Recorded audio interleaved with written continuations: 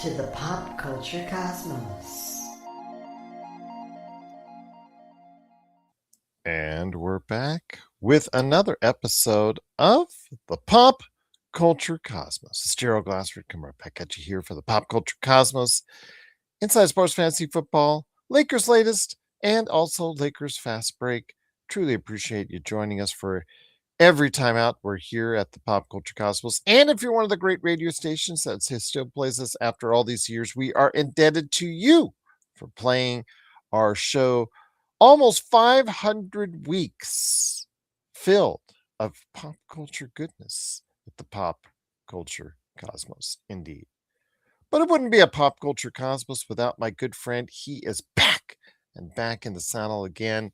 He is riding out whatever storms there are as far as like, wreak havoc across the country. Indeed, it is my good friend, the guy behind the Happy Hoarder, the guy behind the Plucky Gamer, the guy behind Humanica Media. It is Josh the Great Pederson. What's up, man? So I'm a busy boy these days. I gotta How are ask the you, kids? How are you and the family feeling? First off, they're good, man. It's like one kid gets sick, it whoosh, washes through the entire house, and like I did not catch the flu or the pink eye, luckily, but I was basically like stuck. I was the baby person, for the past 2 weeks. So anytime I had to be there. I had to be there and ready for them because my wife's still out doing the Girl Scout cookie business. yes, which So I'm still waiting for, by the way. That are you robot. serious? I sent them out. Did they not get there? I'm still waiting. Oh my gosh, man! I sent them out last week. All right. Well, I'll have to figure out what's going on with that. Hey, we've already had this. I already have my girl served with honor for years, with Yeah. sitting out in front of every imaginable Home Depot, Walmart, and and Costco out there. We suffered under the cold, windy days in January and late and early February in front of Bass Pro Shops here in Las Vegas, and yet no love from the Girl Scouts at all when you need them the most for some cookies. It's okay. Oh man, I know. I packed them in a box last week and I shipped them off. I expected they'd be at your place by now, but It's okay. I've already walked by like 3 already and say, "No, I'm waiting for Josh's. I'm waiting I for know, Josh." man. I know. Yeah. All right. Hey, I gotta ask you a question. Sure. All right, we have this has been a big week for the old Pokemans, all right? And plus we're moving into the 30th anniversary week. Mhm. What do you think about this like madness where you have these 40-year-old and over people who are sitting there scalping Pokemon cards, but it's gotten to the point where I know we talked about this before, but it's gotten to the point now where like every time you turn on the news, especially in the past couple of weeks, you see that somebody somewhere has broken into a Pokemon card store and stolen like hundreds of thousands of dollars worth of cards. Yeah, I saw the one in the San Francisco Bay Area. Yeah. I've seen the videos, the shorts of the people at card shows Mhm. taking like valuable Charizards and whatnot. Yeah, it's a shame. And then of course we see the fist fights at Costco. TJ, who works for Costco. Yeah. Um, we've talked about this many times before. I said, you guys just like put the pallet there and just run for your lives. Yeah, for real, man. I'm just gonna say this. As someone who ran game stores before, I don't want to say that being a reseller is bad, because you know what? I watch all the reseller videos, video game reseller, Pokemon reseller videos, and wish I had done that. It is something that I do have remorse over, that I wish I had been more involved. And I see the success that Doug and Nicole have had with Retro City Games. Now they've got, partially because of Pokemon, they're now at the Caesar's Forum shops because of what they do and what they have and what they sell. Yeah. So there is a little bit of envy, and I know I would fit in that 40 and 50-year-old guy scouting garage sales and scouting other places, thrift shops and whatnot. Yeah. So It's had I had I done it all over again, I would be right there as well. So I don't want to be too much of a hypocrite, if that makes sense. No, no, okay, so it's not that. It's not that. That's fine, like there because there are, there are Well, collectors out there, but like when you're out there and you're taking more than you need so that you can resell them and there's like a little kid waiting in line oh well, behind you, that like of course, yeah, that's bad. that's Yeah. a whole different thing because you have like these grown men who are sitting there like filling their shopping carts with every single thing on the shelf, and these little kids aren't getting a chance to open a card game that's actually made for them. And then you have a lot of people on the other hand too who are actually quitting their jobs to become full-time Pokemon scalpers. Like that's what kills me about this whole thing. Again, I can't blame you for that. If it prevents a child from understanding and growing up and wanting and not getting Pokemon, I get it. I understand that. But there's also hundreds and of thousands of not valuable Pokemon cards, like less than $5 Pokemon cards that can get you started, that you can go into a card shop and pick, based off of what character they like to an extent as well. There, not every card is like, a Yeah. $25,000 Charizard. Most cards are under $5 or less. So I understand that while you are not don't want your kid to be fighting with the guys, the 50-year-olds that would be fighting in the middle of because I've seen these displays at Costco. I get that. I understand. I empathize with that. But I just think as also as well that there are ways where kids can go in and go to a card store and still buy their share of Pokemon cards. Yeah, but I mean, kids should be able to feel that feeling of like being able to open a pack of cards though, That's instead of having and to then keep. I understand that part I get, yeah. Yeah, I don't know, Okay. it's just it's such a mixed bag, like there are people who scalp with honor, I guess you could say, and then there are those that just like don't care. Like it becomes a very selfish hobby. Yeah, I hear you, I hear you, I understand. But if you're someone as someone, who I'm speaking to that does resell Pokemon cards, I know that you keep to an extent of where you want your reselling to go, and I get that. I understand that as well. It's funny because like I don't do like that a lot anymore. Like I'll go onto like eBay and I'll buy cases of stuff, but I try not to like go into the stores unless I'm buying for like my personal Mm. collection. I try not to be that person anymore because like I've Oh, found that the Target 7 o'clock in the morning. yeah, I found that I don't like that, so like I try to just shop like, in bulk in places where like I'm not taking from somebody. Well, you know us as a culture, we like to go ahead and pounce on whatever's, hot or trending, and definitely Pokemon has been trending up for the past few years. I mean, we Yeah. talked about the video game cycle around the pandemic skyrocketing in value, and now it's obviously not having that same value and effect, but Pokemon Yeah. Yeah. still continued to go up, my friend. It's now big business. Oh man, I knows it. There you go, indeed. But if you have questions out there or comments or thoughts on the Pokemon craze, we'd love to hear from you right here at the Pop Culture Cosmos. But before we get into the Video Game Fantasy League, Josh, I spoke to TJ at length while he was driving from the Midwest to the East Coast the other day. We had a chance to go ahead and have some time to talk about the Xbox changes at the head with Phil Spencer retiring, Sarah Bond, the number two and chief I guess is this she was yeah, COO. She is gone. And in her place is Asha Sharma, moving over from Microsoft OpenAI to lead the company going forward, along with Matt Booty being moved up into Chief Content Officer. Your thoughts, my friend, on the Xbox changes and where the brand will go from here? Okay, so like what's funny is like I was shocked and surprised at this news, but also I wasn't, because Phil Spencer had been talking about stepping down for a while, but also like I feel like he was doing that because there was there's internal pressure. I forget what the CEO of Microsoft's name is, but like I know that he has never liked the gaming department, and he has been I feel like a lot of the decisions that Microsoft has made he's been a key factor, or as far as like laying off developers and things go. I feel like he's been a key factor there.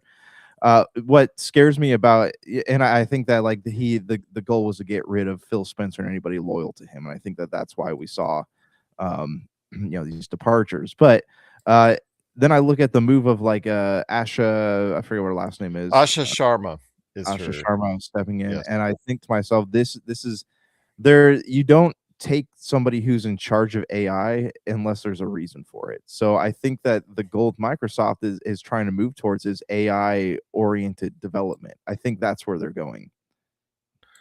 Well, she has said one in her first statement, as far as, well, actually, one of the first couple statements, she also did say that we hear you when it comes to the exclusivity for Xbox products. Once again, when somebody was shouting out about that on Twitter. Also, the fact that she mentioned in her opening statement that it would not contain AI slop is the actual word she used, but she didn't say it wouldn't contain AI. So That's it, right? She's saying slop. So I mean, it'll probably be very well tailored AI, but I think that they're trying to find a way to make the gaming department as cheap as possible. And that this is also, but this also like leads me to believe that so PlayStation just shut down the studio that did the Blue Point, yeah, the one that did like the uh couple remakes, correct? Dark Souls remake. Yeah. So Yes. they shut them down. Microsoft has already shut down a couple of studios over the past like year and a half. So this is leading me to believe that we're going to see more like this, because I feel like they're going to trim the gaming stuff as much as possible, or trim the cost in the gaming stuff. And if they don't reach that bottom line, we're going to see the gaming stuff like almost completely disappear, because it's I don't they so they have never. Phil Spencer's always been like, he stood up for the gamers, to the extent that he was able to, but I don't think Microsoft has ever like really profited a lot off of the gaming, if that makes sense. Well, So I they have been with their software sales as of late. If you remember yeah, the success of Forza Horizon 5, but like you said, that's just a drop in a bucket. I mean, as I told with compared to TJ, everything else, yeah. yeah, the day that Xbox for multi-generational hit was E3 2013, when Don Matrick said what he said and did what he did. Yeah. And yeah, the Xbox One was doomed from there on.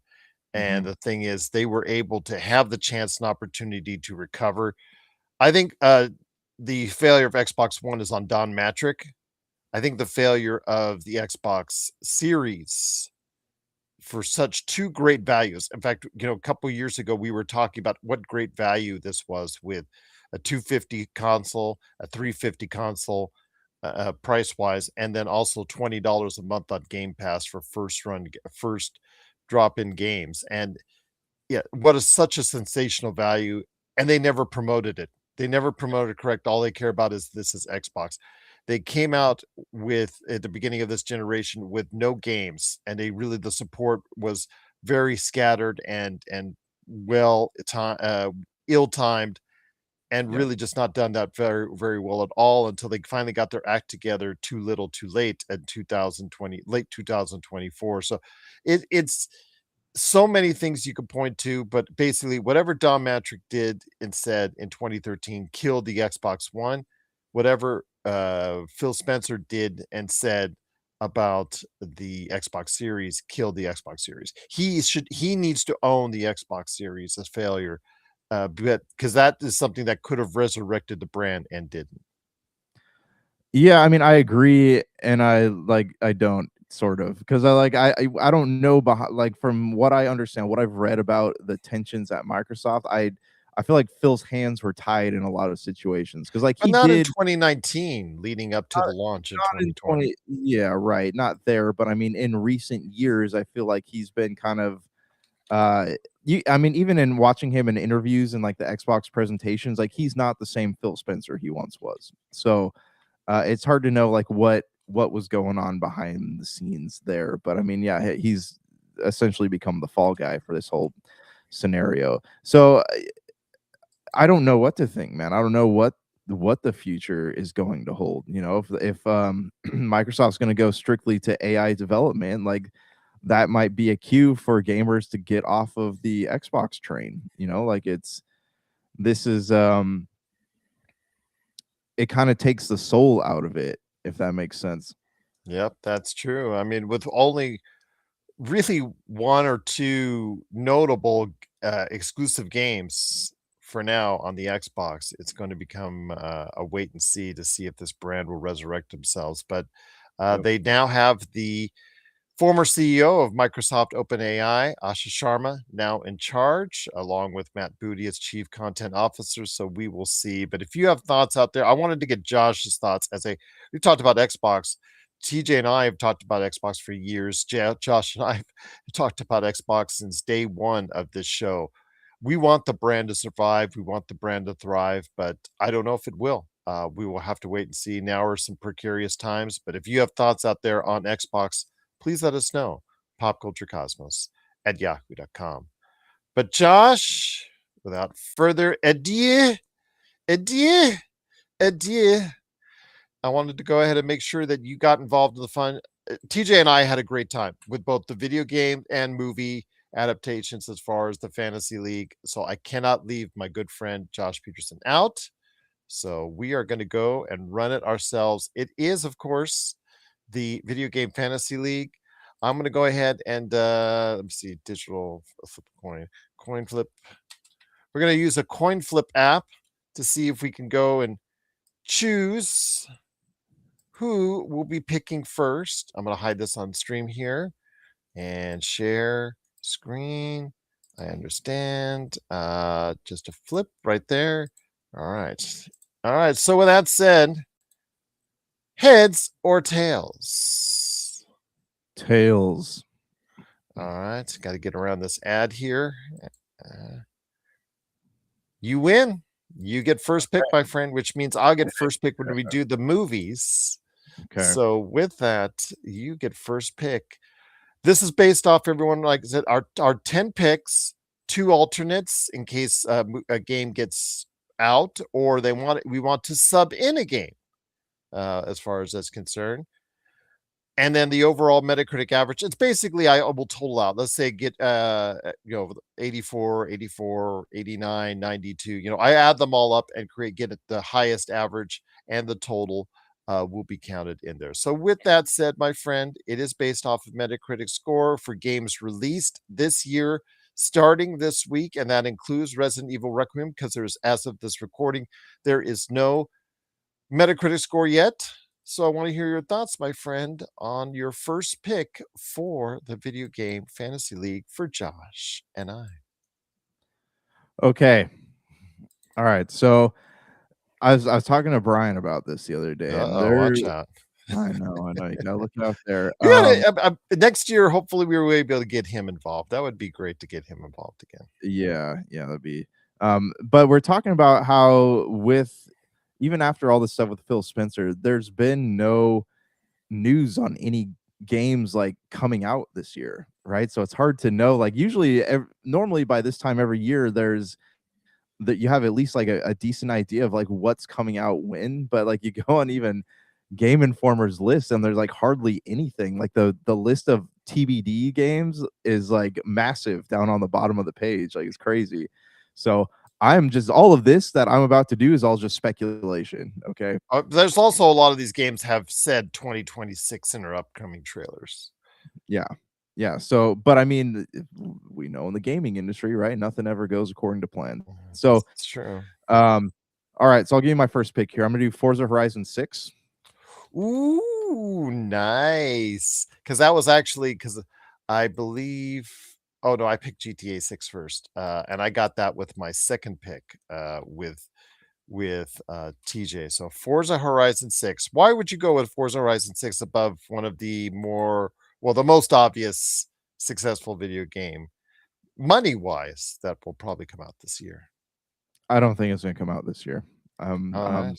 I'm standing on that hill. I don't think it'll be out this year. Also, Forza Horizon 6 is probably the safest game that you can pick for 2026 because this is true. It consistently gets 9s, right? And this is a game that is slated to come out. There's actually been, that like you said, they've said 2026 for sure. So it's the safe pick, man. I'm doing it. All right. So with that, I'm going to go with the unsafe pick. And I'm going to take a risk because that's why we have alternates. I'm going to go with GTA 6. GTA 6. So there you go. So I am going to take the plunge. What's up, Drip Show? Great to have you here, my friend. It is the Video Game Fantasy League. Go ahead and if you're listening and watching out there, please give some love to my friend at Drip Show Shop on Instagram and Twitter. I do have pillows, canvas art, shirts, hats. There's a whole bunch of stuff that you can get today from at Drip Show Shop on Instagram and Twitter for your customized pop culture and sports needs. So right there, you can tell I've run a promo all the time on Lakers Fast Break with him, but Drip's a great guy. Drip's a great guy indeed. So I have picked GTA 6 for the first pick in my team. What is next for you for Video Game Fantasy League? Okay. I'm gonna call it Wolverine. I think Wolverine's coming out this year. Wow, Marvel's Wolverine. There you go. They have to. They have to. They're in a spot where it has to come out. It's like they don't really have a choice. It has to come out. It is as of the state of play. It is a 2026 release. I did not say the date, but last week's state of play, or was it? Yeah, a little over a week ago, they did say as far as it was a 2026 release. So Marvel's Wolverine. To give you an idea, that was on TJ's. He was his fifth pick.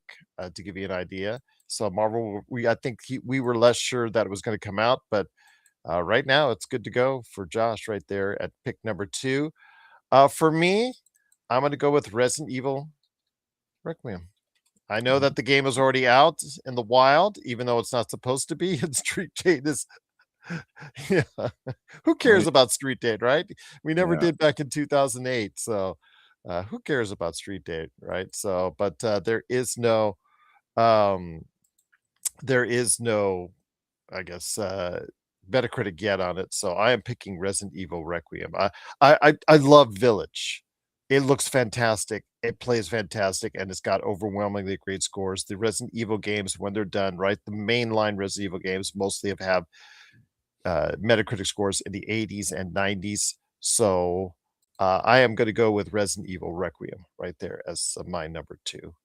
What is your number 3 pick for you next, my friend? I'm actually going to take a page from your book, and I'm going to say Resident Evil Requiem. I already did. Yeah, I can't pick Resident Evil Requiem. No. Oh man. Okay, I gotta rethink my list here because I feel like you cannot steal each other. This is like fantasy footballs because once you take the player, yeah. So okay. Trust me, I would have been copying because TJ was picking all my picks ahead of me. And I was like, oh, that was my next pick. That was my next pick. Yeah, hold on. I gotta go through some of this stuff here. Okay, so I'm gonna say for my next one, I am going to say oh shoot, hold on. What was the name? I've missed the name of it. Hold on, give me 1 second. Okay. Got it.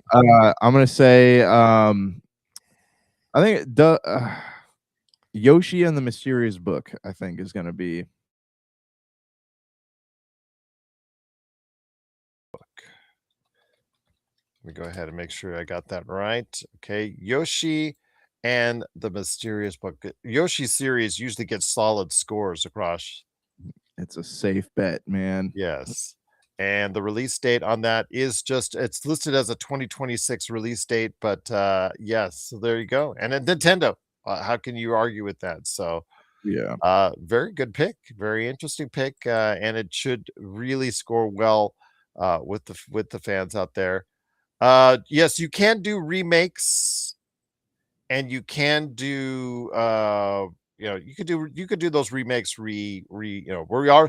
if it's a release, like even the God of War remakes, whatnot, yeah, that you can do that. We are allowing those on there, Josh. By the way, as well. Just want to let you know. Uh, Okay. just to let you know, if you want to, if you know it's coming out in 2026, let's put it that way, and you know it's going to get a score from Metacritic, even if it's a repro or remake from from the past, like again the God of War trilogy or whatnot. So we will include that on the list as well. So my third pick, whew, that is a good question. Where am I going to go with here? I'm going to go. I've put this high up on my list with TJ. I'm going to probably put it up here as well. Replaced, which is I think one of the few we talked about um, the Xbox exclusives, Josh. And I don't know if you're familiar with Replaced. It's a really cool looking 2.5D cyberpunk Blade Runner noir-ish type game. It is getting a really good looks so far, and I think that it's going to continue to do that all along to where the point where it's going to really get some really strong love out there. People have played the demo and really liked what they've seen so far. So yes, I am choosing Replaced as my third pick. Okay. All right. You are number 4, my friend. All right. All right. All right. I'm gonna do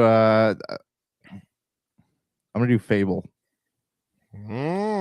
Nice. Fable indeed. That is a 2026 release date as well.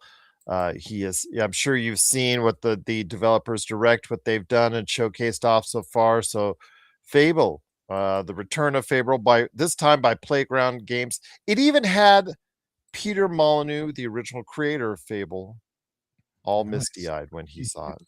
Praising it, man.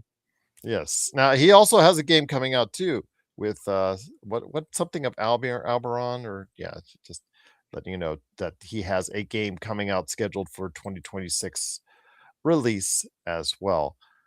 So Josh is so far Forza Horizon 6, Marvel's Wolverine, Yoshi and the Mysterious Book, and Fable. GTA 6 for me, Resident Evil Requiem, Replaced. I'm gonna go with what am I gonna choose? Boy, if I have a risk there. I'm not yet gonna go down that frame. I'm gonna go with Halo Combat Evolved as my fourth pick. So I'm gonna go with that. It isn't the one detraction might be that it might get a lower score because there's no multiplayer involved, but I think that it will be a faithful recreation of the game that scored well for Xbox so many years ago. So we will go with that. Your fifth pick, my friend, on this span. This is going faster, a lot faster than it did with TJ and I. I'm gonna do Gears of War E-Day. Oh, yes, I was toggling between those two. All right, so Gears of War E-Day, which has a 2026 release. Yeah. Yep. So there you go. Absolutely, a great pick right there. Why go with Gears of War? You're sure that it's going to be a 2026 release date? I feel like Microsoft's in a spot where they have to put these things out. I mean, they've told us nothing. We don't know what we're looking forward to. We know for sure sort of that Forza Horizon will come out, but we have to have Halo. Because I'm on the fence about Halo. So there has to be something. A tentpole game has to come out this year, and I feel in my bones it's going to be Gears of War E-Day. Okay, fair enough. So there we go. Gears of War E-Day. I hope it comes out. I really do. I would love to see that game happen. Again, as a return to the series and hopefully a successful one, because it did kind of lose its way as most of the Xbox IPs have, with Halo and Gears of War both losing their way. So hopefully they will come back strong with Gears of War E-Day, especially with what's upcoming, possibly a movie on the way with Gears of War as well. So My next pick. Hmm. I'm going to go with the Metal Gear Solid collection. Mm, That's yes. So I'm going to go with that one. Again, thinking that it's going to score well. It's going to be remade well. How can Konami screw this up? Right? How can they screw this up? How can they screw this up? Oh, that's for you. So I got to put it in mine. But yes, I mean, how could they screw this up? Right? I mean, all signs seem to point that it's going to be a good collection coming out. Should be no problems with Konami making it happen, right? Yeah, yeah, yeah.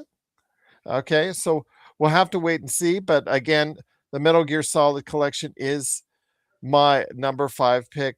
Yes, Drip Show app. That's what I'm going to go with because I really think that the Metal Gear Solid collection is something that's a save.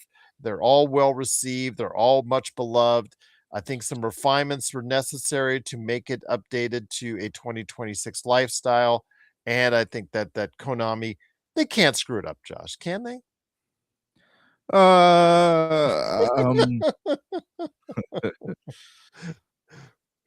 no. It is Konami. I'll just leave it at that. Yeah. So we are 5 down each of both of us. Josh, what is your 6th pick in the world of video games? Okay. Hold on. I'm crossing things off of my list here that I've already done. Okay. So I am going to roll the dice here. All right. I'm gonna say 007 First Light. You took that away from me. That's what I picked on. Uh, Great choice. This is a game I'm going to pre-order. Um, this is a game that I chose, and I got TJ Johnson mad because he wanted it. That was my third. Actually, no, that was his third pick. Yeah, he got that third pick. So both you guys dissed me. So on that, oh man. So yes, this is your 6th pick, 007 First Light. It is a game that I'm going to pre-order. I haven't done that. The Well, last time here's I a did, good game. it looks good. I mean, it's got the IO Interactive. It's got IO Interactive involved. The makers of Hitman. So Mhm. it's got a great pedigree. It's come out. It's gotten some really good looks as far as they've shown in previews. It'll be the first game I pre-order since Uncharted 4, to give you an idea. And I Yeah. remember that story. I've told you this story on the air before. I went to the young lady who was at the GameStop, and I said, "I'd like to pre-order Uncharted 4." And she said, "Which console?" Oh, And that is the last time I've stepped foot in a GameStop. yeah. What So, console? yeah, Do you even game, bro? Is what you should have asked her. yeah. I just like, yeah. So, uh, still remember that to this day. But my friend, we're Mhm. now up to my 6th pick. Oh, that is you took one a good way from me. Oh man.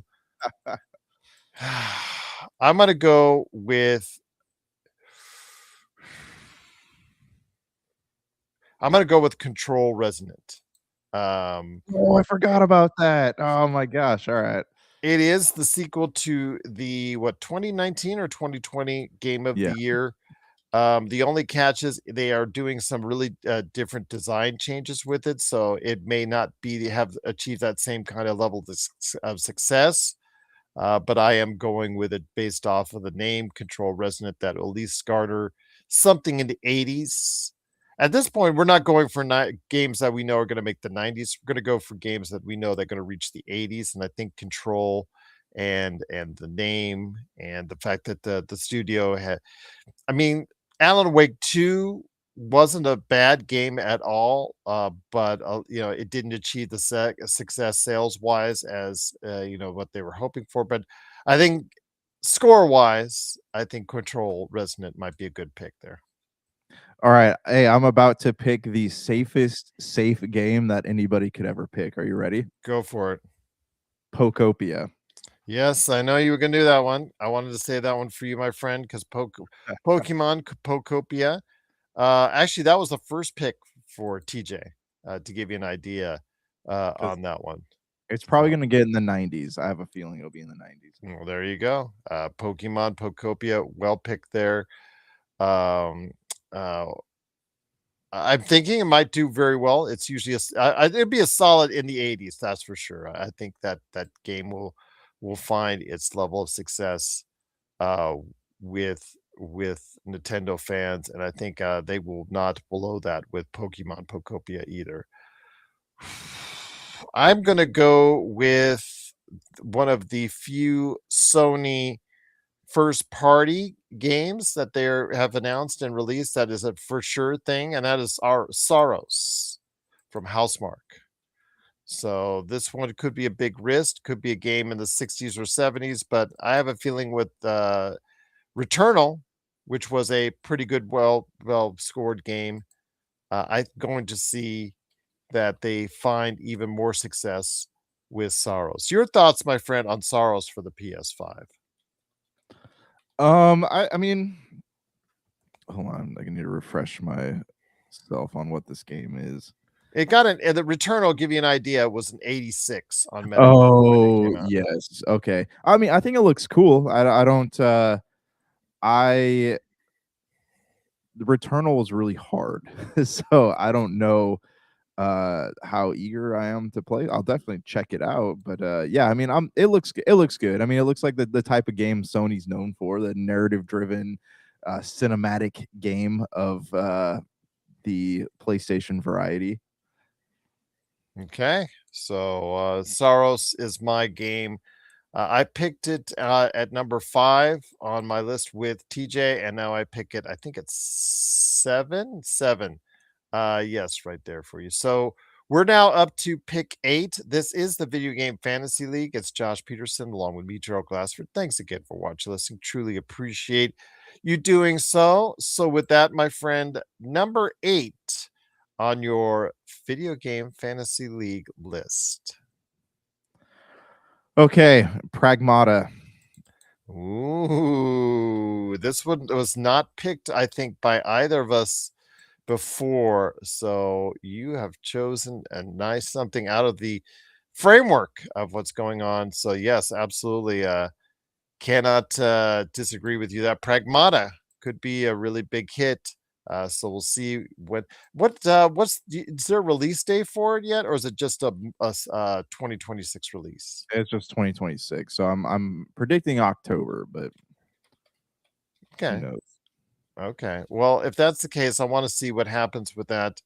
Um, I'm going to go with a game that is always been very much beloved, but it's going to come out a remake, and so I will say that Fatal Frame 2 remake that's coming out in March is going to be my next pick right there. So I'm going with Fatal Frame 2. And that's going to be the Fatal Frame 2 pick right there for you. So I just think, again, it is a very much beloved series. It does not sell great, but it has its own niche audience, but it's very much beloved by the people who play it. And Fatal Frame seems to really get some pretty decent scores. So, yeah, definitely looking forward to that, my friend. So, what is your next pick, my friend? Okay. Silent Hill Townfall. I see. I know these Pokemon, Silent Hill. These are Josh go-to games. Oh, heck yeah, they are. Heck Si- yeah. so Silent Hill Townfall is number 9. Why go with Silent Hill Townfall? Because Silent Hill has had a rough patch, especially if the movie side, as we've seen already this year. But Silent Hill has had some ups and downs as far as it's concerned. So the games have had a definite resurgence. You know, look at Silent Hill F, right? That one scored in the 8s and 9s. Silent Hill 2 remake got 8s and 9s. So I think it's safe to say that this next one's gonna probably be more of the same. Okay. All right. I'm very interested to see if that's going to be the case. This might be my biggest risk, but because it's about it for a company that's in a lot of turmoil now. But I am going to go with the Assassin's Creed Black Flag remake, which is heavily rumored to be coming out in the not too distant future. What'd Yeah. you say? I'm sorry. Oh, so I forgot about that one. Yes, so that is supposedly coming out. It is an unnamed game right now listed as coming out 2026, but it has heavily been rumored. So I'm going to pick the Assassin's Creed Black Flag remake. The first one, the original, is one of the most beloved of all the Assassin's Creeds. And I think Assassin's Creed 2 is the only one that's rated higher than it, if I'm not mistaken. And I'm looking forward to seeing what Assassin's Creed Black Flag remake can do for the video game industry out there. So yes, we've seen some successful remakes. I mean, the Oblivion remake was a big hit last year for Xbox, one of their few big hits last year. So I'm hoping to see the same thing from Assassin's Creed Black Flag. All right, my friend, we're coming down to it. It is, of course, the Video Game Fantasy League. It's Josh Pederson along with me, Gerald Glassford. Thanks again for watching, listening. Your number 10 pick on the list of video games coming out this year, you hope are coming out this year. Marvel Tokon Fighting Souls. Marvel Tokon Fighting Souls. All right. Yes, this is a I've seen the advanced video, so yes. So this is a game that is supposed to come out this year. What brought you to that series? So as an esports coach, like the most popular games that the kids want to play are the fighting games, right? They want to play Mortal Kombat, they want to play Street Fighter, but there hasn't been like a decent Marvel fighting game that's come out. You know, not one that's stood on its own branding. So I think that this game could very well be the next like esports sensation. That's why I'm leaning so hard into it. Okay. And how do you think it's going to generate with audiences? I think pretty well because the characters are. It's going to be because what makes like Super Smash Brothers such an accessible game and something that parents actually let their kids play is the fact that everybody knows who these characters are, right? And that they know that it's not necessarily like a ultra bloody or violent game. And I think that's where if you looked at the trailers for the Marvel Tokon Fighting Souls, it's the same thing, right? It's just it goes back to the basics of what made those arcade games so much fun. So All I think right. that, yeah, yeah. So I can't say I disagree with you on that. But do you think it's going to resonate with like the way Marvel Rivals has resonated with people? It's hard to say, man. Like honestly, I think that the Marvel games all have legs for sure, and so we'll just have to wait and see. But I think I'm pretty sure that it'll be a hit. Fair enough. Fair enough indeed. My 10 pick is going to be what my 10 pick was with TJ, and that is Mouse PI for Hire. This game is hitting me like Cuphead hit me. So I'm digging it, man. I'm really digging it. I really like that style, that art style. It's really looking like a beautiful game. It all depends on the gameplay and if you think that's going to resonate with people out there. Your thoughts, my friend, on Mouse PI for Hire, a game that stylizes itself after the 30s cartoons from the 1930s, and it looks like it's going to be a first-person shooter that has some teeth to it, per se. It definitely looks like it's got a little something going on. I mean, it has the Cuphead vibes, but will it attract the same? Will people play it and expect it to be Cuphead? I guess is the big question here. Because if that's the case and it falls short, it could very well be one of the worst reviewed games of the year. Very good point, indeed. So there's our list right there for our top 10. We're going to go with our alternates in a second, but let me go ahead and refresh everyone on what do we pick so far. Josh Pederson for pick number 1 is Forza Horizon 6. And then he picked Marvel's Wolverine, Yoshi and the Mysterious Book, Fable, Gears of War E-Day, 007 First Light, Pokemon Pokopia, Pragmata, Silent Hill Townfall, and Marvel Tokon Fighting Souls. My picks are GTA 6, Resident Evil Requiem, Replaced, Halo Combat Evolved, the Metal Gear Solid Collection, Control Resonant, Saros, the Fatal Frame 2 Remake, Assassin's Creed Black Flag Remake, and Mouse PI for Hire. All right, my friend, these alternates are in case you want to swap one out, or if one gets moved out of the 2026 schedule, or two perhaps. So with that, my friend, what is your first alternate on the video game list?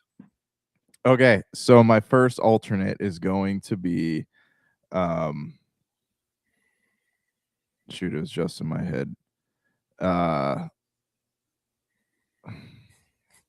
Hold on. It was there. It was there, man.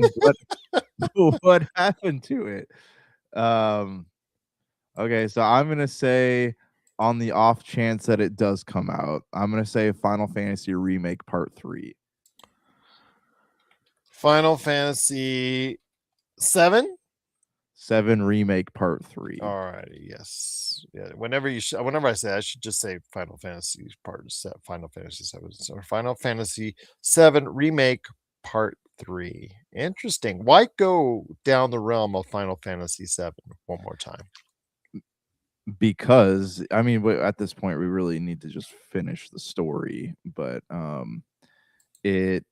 yeah, I don't know. I mean, I think I know we've differed in opinion on this, but I think the remake games have been absolutely fantastic, but and really well done, and that the scores have all been, you know, eights to 9s to 10s, man. So I mean, it's a really just they've done something right, you know, and I think that the games have been well worth the $70 they cost to play. Fair enough, my friend. So with that, for me, I'm going to go with what I said was a solid pick every year. Seems to score well every year, and that's MLB The Show for 2026. So I'm going to go with that. You can never go wrong with it. Unlike the other sports games that seem to go all over the place, MLB usually gets a solid 85, and there you go. So, yeah. And at least you know it's going to come out. So, yeah, yep. What's coming up next for you, my friend, with your final alternate pick for our list? Okay, you ready for this? This one hasn't been discussed yet. It's just been rumored for years, but I think it's going to happen in October or November. We're going to see it. You ready? Resident Evil 1 remake. Okay. Why do you think that's going to happen? Because it's going to happen. It's been talked about for so long. It's the one that people have been clamoring for the most, right? And completionists have been begging for this game. Like, come on, man, just give it to us. And finally, people are talking about it. So I think it's going to happen. When TJ picked the final pick of his list for especially the last alternate, he picked a game that I was actually strongly considering putting in here instead of what I picked to WWE 2K26. So with that, I'm going to go with Onimusha, Way of the Sword, for my final pick. Also forgot about that one. So Onimusha, Way of the... This is, again, something that I took a look at after TJ picked it, and I wanted to go back and look at some of these games that I wasn't as familiar with or that were coming out this year. It does have a 2026 release date, and I'm going to go with Onimusha, Way of the Sword. It looks really good as far as a niche game is concerned. Yeah, so that's our list right there. Again, for me, it's GTA 6, Resident Evil Requiem, Replaced, Halo Combat Evolved, it's Halo Combat Evolved, Metal Gear Solid Collection, Control Resonant, Saros, Fatal Frame 2 Remake, Assassin's Creed Black Flag Remake, Mouse PI for Hire, MLB The Show 2026, and Onimusha Way of the Sword. I gotta put instead of that's what I was missing is the. And then you are Forza Horizon 6, Marvel's Wolverine, Yoshi and the Mysterious Book, Fable, Gears of War E-Day, 007 First Light, Pokemon Pokopia, Pragmata, Silent Hill Townfall, Marvel Tokon Fighting Souls, Final Fantasy VII Remake Part 3, and Resident Evil 1 Remake. So, how are you feeling about your picks before we get to, with our time left, a Marvel review, MCU review? I feel good, man. I feel good. I think that I went the safe route this year, but also like there's not really a lot that has been confirmed is coming out in a certain month in 2026. So playing it safe, man. Okay, absolutely. So we will be able to determine this by December 30, by the last week of the year, as far as it's concerned, because the Metacritic scores for all these games already have come out for the games that do actually end up releasing. So we will be able to go ahead and determine this for our next time around, my friend. It will be the box office movie format. So we already have the rules established. Do you want domestic or internet, worldwide numbers? Worldwide numbers. Okay, so because you are taking the big risk with TJ took the domestic, so we will go with worldwide numbers, and it will be that one will be when we next pick next on that, which we'll do our next show on. Wanted to let you know that will be as of February 1st or of next year. TJ and I decided that February 1st is the cutoff point of next year for these games. Because if it comes out, for instance, like Avengers or Dune, let's say you pick that, the real money you can't say it will be made on it until the end of January to see where it goes. So Okay. whatever the numbers are to February. So just wanted to keep that in mind. So when we do our box office fantasy league, you and I just feel free to pick, movies even in December or November. Just wanted to give you a heads up on that. Okay. All right. All right. Sounds good, man. All right. I told you would enjoy it. I told you would enjoy the first video game fantasy league for us here this year. So a big shout out to sifted.net for creating this in the first place. Wanted to go ahead and make sure I give them some love once again. But it is a video game fantasy league. But before we head out, you said we have a MCU review in order. Where are we next on the timeline for the MCU? We're on the first Avenger, man. Captain America 1. Yes, one of my favorite movies, and I think a lot of people don't like when I talk good about this movie. It is probably the most watchable movie. I've probably seen that movie more often than any other Marvel movie, thanks to FX, because they just obliterated it to death in the 2010s, Yeah. rerunning it like crazy. I want to ask your thoughts on this though. Again, for me, I think it's his comfort. For me, it's like comfort food. It didn't really resonate when I watched it in the theaters, but for some reason, it just resonates as a TV product for me, and I've watched it time and time and time again. I don't know why. It just has, and I do enjoy it. I do think it's one of the better Marvel picks. I think it's very self-contained, really good pick, a period piece per se. I really think they captured that time in essence really well while going ahead and incorporating the Captain America theme and the Captain America, how he became Captain America. Your thoughts, my friend, on Captain America, the first Avenger? I thought out of all the Marvel movies, I think it's the campiest, and that's not necessarily like a bad thing. I think it's a product of its time. It's a product of its time, but it was trying to, how the Great Gatsby, right, glorifies the Roaring 20s. I think that's what that's the tone that they were going for in the movie, and for all intents and purposes, it worked, right? So I think that I thought the movie was pretty well done. I wouldn't rank it as like my favorite of the pre-Avengers era films. I think Iron Man's definitely my favorite, but I think that it did it did what it needed to do in order to set up the Avengers movies. So I would say that's probably my second favorite out of the pre-Avenger films. Okay. For me, it's there. I have, if you go to my list of my entire Marvel, I've done a breakdown of my countdown of all the MCU movies. That's available at popculturecosmos.wordpress.com. You will find Iron Man and Captain America, the First Avenger, right with each other. And Captain America is one spot ahead in ninth right now as we speak on this. So for me, and like I said, it's just comfort food. It is a period piece. It is, like you said, campy, but to me, it's fun because I Yeah. think it doesn't overstay its welcome. It doesn't get too serious.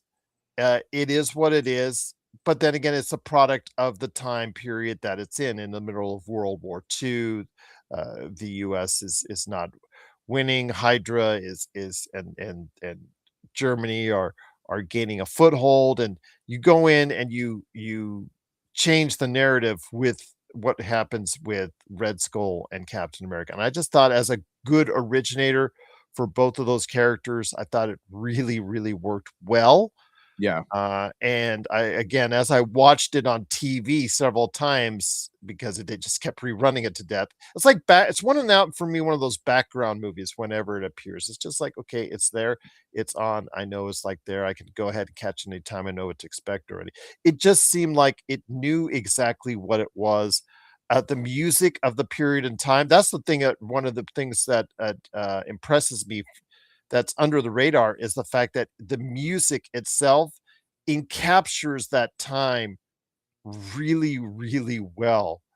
Star Spangled Man it should have been a nominated song the year it came out because of how well it incorporated those years of 1940s. And it just allows me in some small way to understand what people that were going through what they went through that period. So I mean, I know it glorifies it a little bit. It kind of pasteurizes it a little bit. Obviously, it was something a little bit different, but there's still something like when I can watch that movie and get a little bit of an idea of exactly what went on in the 1940s in wartime US and wartime Europe. So yeah, so what's interesting to me about Captain America is that Captain America was originally designed as a propaganda character, right? Like the intent of Captain America was to get Americans to both sign up for the war and to support the war effort. Like that was one And of they promote that in the film. yeah, yeah, and they did a great job. So you watch Captain America and it almost feels at points like a propaganda film. Like Mhm. they're like it's like what the comic book was meant to do, it does in the movie. So you watch it and because like I always struggle with things that kind of like make light of like what world happened during World War II. So like from that perspective, I'm like, I know that that was like a really dark time in American history or in just world history, but also like the film, it probably felt to us watching it like a kid did, picking up that first issue of Captain America back in the 40s and being like, oh wow, yes, America, heck yeah. Minus the Tesseract and blue lasers. So Right, just right. so what's next on the agenda for the MCU review, my friend? Well, we're going into the Avengers, man. This is it. All right. This is it. This is Made it. indeed the big one.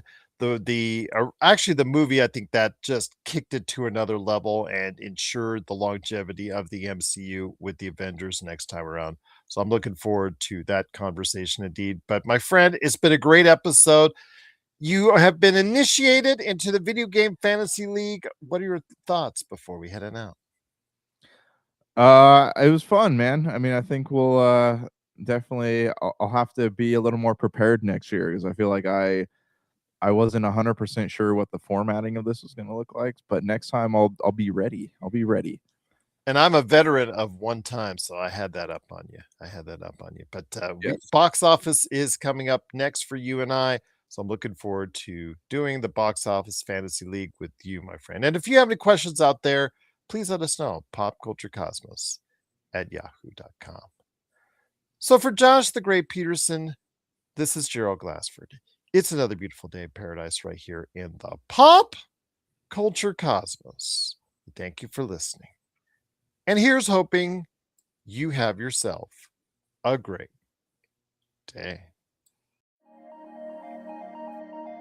Welcome to the Pop Culture Cosmos.